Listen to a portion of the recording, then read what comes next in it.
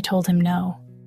My voice was quiet in that stupidly expensive restaurant, but it felt like I'd screamed it. The crystal glass in his hand stopped halfway to his lips. For a second, he didn't understand. Nathan Cross wasn't used to that word. Not from anyone. Especially not from me.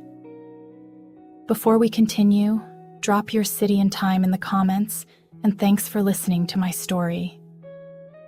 Now back to the story. See, there's a special kind of silence that happens when you realize you're about to lose someone. It's not loud. It's the sound of your entire world tilting, and you're the only one who feels it. That night, I felt it. And he had no idea it was even happening. But I'm getting ahead of myself. This story didn't start with an ending.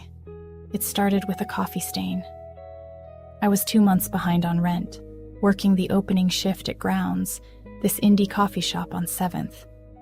The espresso machine was a temperamental old beast, and it hissed at me that morning, spraying dark liquid all over my one decent white shirt. I was trying to blot it with a napkin, feeling the hot sting of frustration behind my eyes when the bell chimed. I didn't look up. Be right with you. Take your time. The voice was calm, assured, like it owned the air in the room. I glanced up. He was in a suit that probably cost more than my car, looking out of place against our chipped paint and local art. Nathan Cross. I didn't know his name then. I just saw a man who'd never worried about a coffee stain in his life. He ordered a black coffee. No nonsense. As I handed it to him, our fingers brushed. His hands were smooth. Mine were chapped from sanitizer. He looked at me. Really looked. Not like a person, like a math problem. Rough morning? He asked. I forced a smile. The usual. He left a $50 bill in the tip jar. A $50 for a $3 coffee. I stared at it, my throat tight. It felt less like generosity and more like a marker being placed. The first brick in a wall I didn't ask for. He came back the next day, and the next, always at 7:15 a.m., always the black coffee, always the $50 tip. It made my skin prickle. On the 4th day, I pushed the bill back across the counter. Sir, this is too much, really. The tip jar's for change. He looked amused, like I'd told a cute joke. Keep it. Consider it a nuisance fee for my persistent need for caffeine. It's not a fee, I said, my voice firmer than I intended. It's a tip, and this isn't that. He studied me then, his head tilted. That was the first time I saw a crack in the perfect facade. Not confusion exactly, more like curiosity, like I was a puzzle box he hadn't figured out how to open. He took the bill back, slowly. Put a 5 in the jar instead. It felt like a small victory. I was so naive. A week later, my ancient Honda gave up its ghost on the interstate. Smoke pouring from the hood, me standing on the gritty shoulder in the rain, calling a tow truck I couldn't afford. The first car that pulled over wasn't the tow truck. It was a black sedan with windows so tinted they looked liquid. The passenger window slid down. Nathan. Need a ride, Lily? He knew my name. Of course he did. He didn't ask. He just solved. He called his guy to handle my car. He had his driver take me to work. The next evening, a brand new, sensible, reliable sedan was parked outside my apartment building. The keys were in my mailbox with a simple note on thick cream stock. A tool for a hard worker. No strings. N. No strings. I actually laughed, a harsh sound in my empty kitchen. The note felt heavier than the keys. He'd bought my car. Just like that. I left it parked there for 3 days, taking the bus in the rain, my pride a brittle, aching thing. On the 4th day, I drove it to his office building, a glass tower that speared the downtown sky. I handed the keys to his assistant. Tell Mr. Cross thank you. but I can't accept this." She blinked, her smile professional and frozen. "He's in a meeting, Ms. Harper, but I'm sure he'd want you to have—" "Tell him," I repeated, and walked out, my heart hammering against my ribs. He showed up at the coffee shop at closing time. He looked irritated, not angry, like I'd disrupted a very logical equation. "The car wasn't an insult, Lily." "I never said it was." "Then why return it?" "Because it wasn't yours to give." The words burst out of me. "You don't even know me. You see a leak, and you throw money at it until it stops. My life isn't a leak, Nathan." He was silent for a long moment. The shop was quiet, just the hum of the fridge. "Okay," he said finally. "Okay, then let me know you. Dinner." It wasn't a question. It was the next logical step in his plan. And God help me, I was tired. Tired of fighting, tired of the bus, tired of the constant weight of just getting by. I said yes. Dinner was at a place where the menu had no prices. He talked about his companies, his buildings, a recent deal. It was a monologue. When he asked about me, his eyes glazed over slightly as I talked about my community college classes, my dream of being a graphic designer, my mom's health issues. I saw it. The moment my reality became a list of problems on his internal dashboard. His brow would furrow, and he'd say, "I know a specialist," or "I could invest in a startup for you," or "Let me handle that." He wasn't listening. He was diagnosing, and I was the project. Yet, there were moments, fleeting, fragile things. When he'd laugh at something genuinely funny, the lines around his eyes would soften. Once, walking me to his car, he saw an old man struggling with groceries and, without a word, carried them all the way to the man's apartment door. He didn't look back for praise. He just did it. I saw a shadow of the boy he might have been, before the money told him he could build a fortress instead of a home. I clung to those shadows. I told myself his love language was just solutions, that the avalanche of gifts, the pearl necklace after I mentioned I'd never seen the ocean, the top-of-the-line laptop after my ancient one crashed, were just clumsy attempts at care. But then came the hospital bill, my mom's last round of treatments, a number so big it was just abstract terror on paper. I was sitting on my floor, the paper crumpled in my hand, crying the kind of tears that have no sound, just this shaking, desperate stillness. He found me. I don't know how. He used his key, the one I'd given him for emergencies. He took the bill from my hand, smoothed it out. His face showed no reaction. "This is nothing," he said, his voice utterly calm. "I'll have my accountant wire the payment tomorrow. It's done." It's done. Those two words snapped something inside me. It was the final, absolute erasure. My fear, my struggle, my sleepless nights.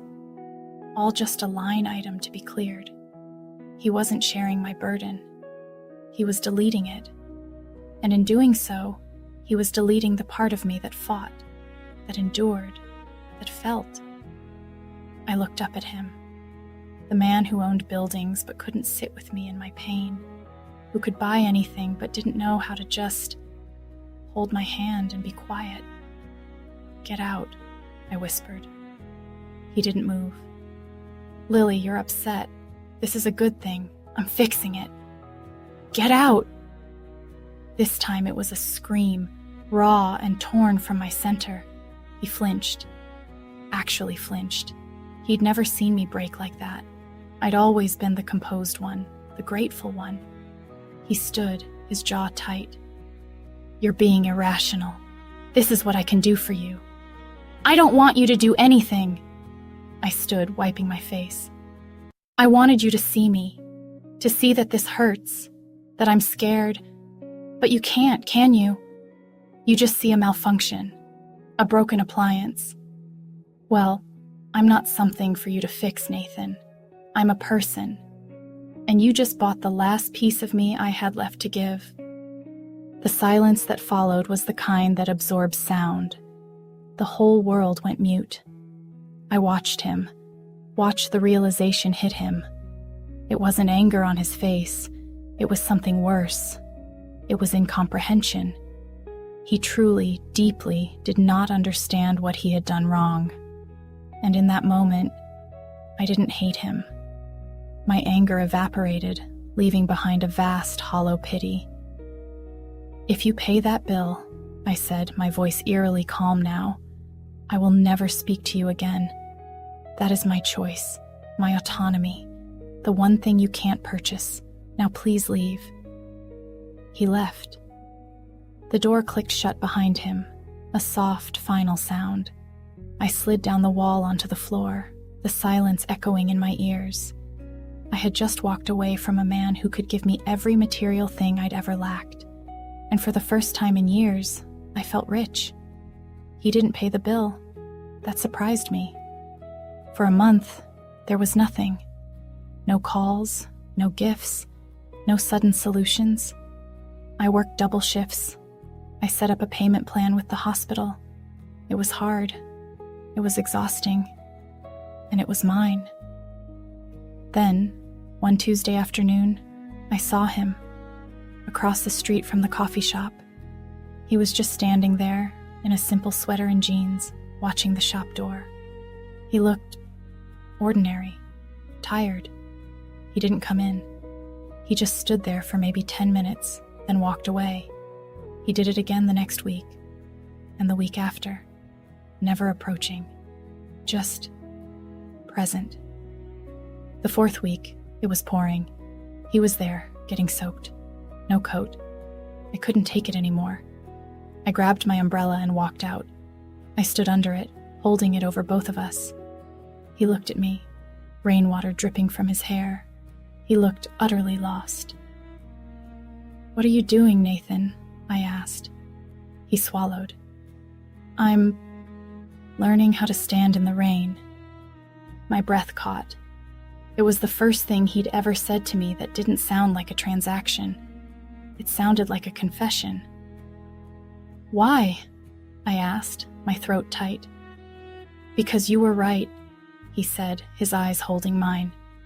There was a new pain in them, a real one. "I tried to buy my way to you, and I ended up alone in a very, very empty house. I lost you. And for the first time in my life, money was just paper. It couldn't fix that. It can't fix this." He gestured weakly between us. "I don't know how to do this, Lily. Any of it. But I'm trying to learn how to just be here. Without my wallet, if you'll let me." The rain drummed on the nylon above us. The city blurred around our little bubble. I saw the man who built empires. And for the first time, I saw the boy who was afraid of the dark inside them. He wasn't offering a solution. He was showing me a wound. His own. I didn't say yes. I didn't say no. I just stood there, sharing my umbrella with a man who was finally, painfully learning that some things are priceless, and that sometimes the most valuable thing you can offer someone is just your time. That shared silence under the umbrella stretched longer than any conversation we'd ever had. The rain turned the sidewalk into a dark mirror, and our reflection was just two blurred shapes, close but not touching. I finally spoke, my voice barely louder than the drizzle. "You're getting soaked." "I know," he said, a faint, almost invisible smile touching his lips. "I'm aware of the rain now. It's cold." It was such a simple human observation, from the man who used to ignore weather from the back of a climate-controlled car.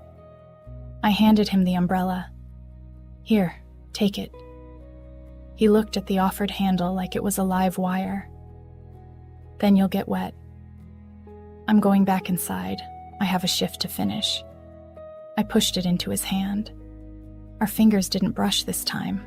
I was careful. "Goodbye, Nathan." I turned and walked back into the warm, coffee-scented air of the shop. I didn't look back, but I felt his eyes on the glass door until my coworker, Maya, nudged me. Lily? Your billionaire sad boy is still out there, just standing in the rain with your polka dot umbrella. She peered out. He looks like a lost puppy, a really, really expensive lost puppy. I didn't let myself look. For the rest of my shift, I cleaned the espresso machine with furious focus. When I finally clocked out, the rain had softened to a mist. He was gone. My cheap umbrella was leaning against the brick wall by the door, neatly closed. That should have been the end of it. A quiet, dignified full stop. It wasn't. A week later, a plain envelope appeared in my mailbox. No return address. Inside was a single sheet of paper. It wasn't his usual cream stock. It was simple printer paper. On it, in his precise handwriting, was a list. 1. I listened to the rain for 20 minutes after you left. I didn't make a single call. 2. I drove past the hospital where your mother is. I didn't go in, I just sat in my car and thought about how scared you must be. It made my chest hurt. 3. I went to a diner and ate a grilled cheese alone. No one recognized me. It was the best meal I've had in months. No plea, no explanation, just observations, facts of a new existence. I held the paper, my hands trembling. This was more intimate than any jewel he could have sent. He was showing me his homework. I didn't respond. Another envelope came a few days later. 4. I remembered you said your favorite sound was your mom's laugh before she got sick. I tried to remember my mother's laugh. I couldn't. 5. I hired a consultant today. I fired him when he suggested laying off an entire department to boost quarterly profits. It felt cruel. It never felt cruel before. 6. I keep your umbrella by my front door. The third envelope didn't come to my apartment. He brought it to the coffee shop. He waited in line, behind a group of students. When he got to the counter, he looked nervous. It was a shocking look on him. Just a black coffee, please, Lily. He slid the envelope across the counter with the exact change. I poured his coffee, my heart a frantic drum against my ribs. I slid the cup back. Our eyes met. His were asking 1,000 questions. Mine had no answers. He took the coffee and left without another word. In the back room, on my break, I opened it. 7. I am learning the difference between fixing something and caring for it. I don't know how to do the second one yet, but I want to. 8. I am sorry. Not for the things I gave you, for the things I took from you by trying to give them. Your worry, your fight, your pride, they were yours, and I treated them like obstacles. 9. If you are ever ready, I would like to sit with you in the quiet. No solutions, no plans. I would just like to be there. I cried. I cried for the man who was dismantling his own fortress brick by painful brick. I cried for the sheer, terrifying bravery of it. And I cried because I didn't know what to do with this new version of him. This version that felt things, that acknowledged pain, that offered presence instead of a payout. It took me 3 days to write a reply. I didn't send a list. I sent a time and a place, not a restaurant, not anywhere with a price tag. The old city pier, Saturday, 4 p.m. He was there at 3:45. I saw him from down the boardwalk. He was leaning against the railing, looking out at the gray, choppy water of the harbor. He wore a simple jacket, his hands shoved deep in the pockets. The wind ruffled his hair. He looked ordinary, human, approachable. I walked up and stood beside him, not too close. We watched a cargo ship move slowly toward the horizon. For 5 full minutes, we didn't speak.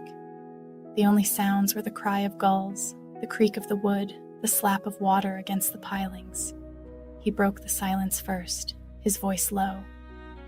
Thank you for coming. I almost didn't. I know.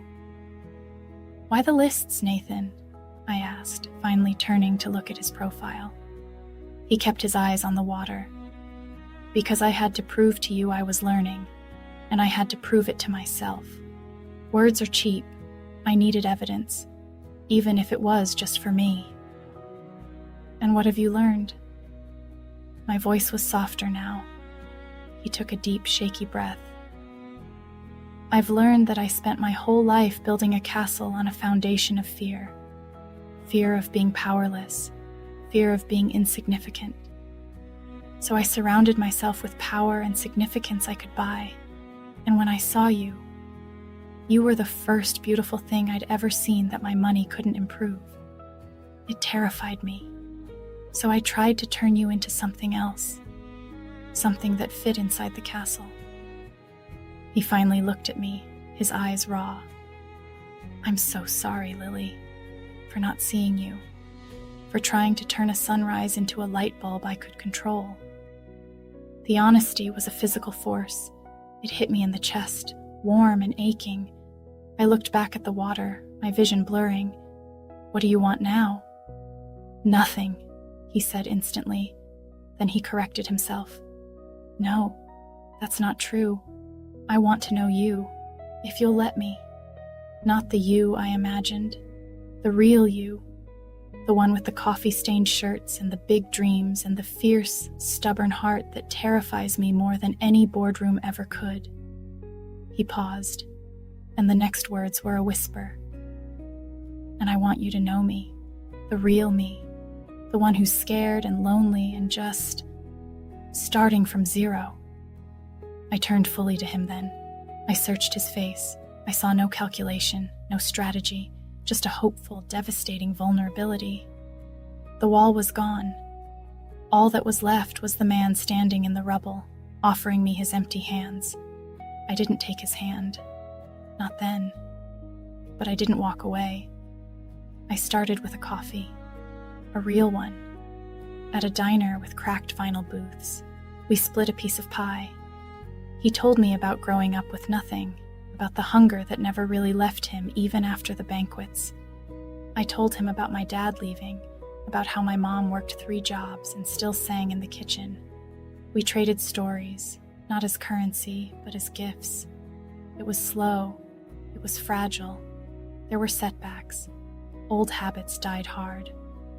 Once, when I was stressed over a project, he almost blurted out, "Let me hire you a team!" He caught himself, his face flushing with frustration. Instead, he asked, "Can I make you a terrible cup of tea while you vent about it?" It was the worst tea I'd ever had. It was perfect. He came to my apartment and didn't flinch at the size. He helped me assemble a wobbly IKEA bookshelf, laughing when we put a panel on backwards. He met my mom, not with a team of specialists, but with a small bunch of daisies and the gentle patience to listen to her repeat the same story 3 times. I saw the change in him, the hard edges sanded down by simple, human moments, the quiet pride he got from figuring something out himself without writing a check, the way he learned to just be in an uncomfortable silence instead of rushing to fill it. And my own heart, it began to thaw. I stopped seeing the billionaire. I started seeing Nathan, the man who brought me soup when I was sick, the man who remembered my favorite graphic novel from a passing comment, the man whose laugh, when it was real, felt like sunshine breaking through clouds. Months later, we were back at the pier. It was sunset this time, the sky bleeding orange and purple over the water. We were leaning on the same railing, shoulders touching. A comfortable, earned closeness. He was quiet for a long time. Then he said, "I bought something today." My body went rigid. A cold dread washed through me. Had I been wrong? Was the castle being rebuilt? He felt me tense. He turned, a gentle smile on his face. He reached into his pocket and pulled out 2 small, crumpled pieces of paper. He handed them to me. They were receipts. One was for 2 tickets to a community college art show. Total, $10.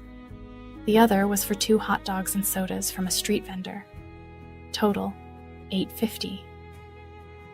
"I bought our date for next Friday," he said, his voice thick with emotion. "I bought your time for $18.50, and it's the best deal I've ever made in my life." I stared at the receipts, the simple evidence of a mundane, wonderful plan. The fear melted, replaced by a warmth that spread from my heart to the tips of my fingers. I looked up at him, and I saw everything I had once pitied transformed into everything I now loved.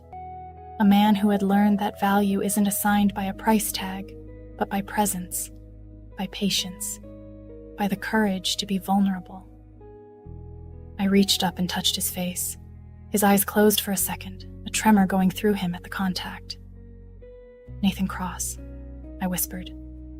"Yes, Lily Harper?" I smiled, a real, full, unreserved smile that reached my eyes. "I think I'm ready for that terrible tea now."